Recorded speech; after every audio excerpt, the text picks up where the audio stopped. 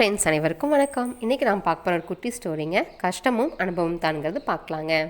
பேரறிஞர் George Bernard Shaw தனது முதுமை காலத்தில் ஒரு நாள் மிகவும் நெஞ்சு வலியால் அவதிப்பட்ட போது தன்னுடைய மருத்துவருக்கு ஃபோன் செய்து நெஞ்சு வலி அதிகமாக இருக்கு, எனவே தன் வீட்டிற்கு உடனே வருமாறு அழைத்தார். அதற்கு மருத்துவர், தன்னுடைய கிளினிக்கில் நிறைய நோயாளிகள் காத்திருக்கின்றனர், எனவே தன்னால் வர முடியாது, ஏன் நீங்கள் கிளினிக் வர வேண்டியதுதானே என்றார். ஷா தன்னால் எழுந்து நடக்க முடியவில்லை, காஃபி போட்டு குடிக்க முடியவில்லை, தொடர்ந்து நிற்கவே முடியவில்லை என்றார். சரி என்று மருத்துவரும் பெர்னார்ட் ஷா வீட்டிற்கு வந்தார். மாடியில் தங்கியிருந்த ஷாவை பார்க்க படியேறி வந்தார். ஷாவை காட்டிலும் முதியவரான மருத்துவருக்கு மூச்சு வாங்க தன்னுடைய நெஞ்சை பிடித்தபடி சேரில் அமர்ந்து விட்டார். அதை பார்த்து பதறிப்போன ஷா எழுந்து சூடான காஃபி போட்டு வந்து டாக்டருக்கு கொடுத்து அவரின் நெஞ்சை தடவி விட்டபடி நின்றார்.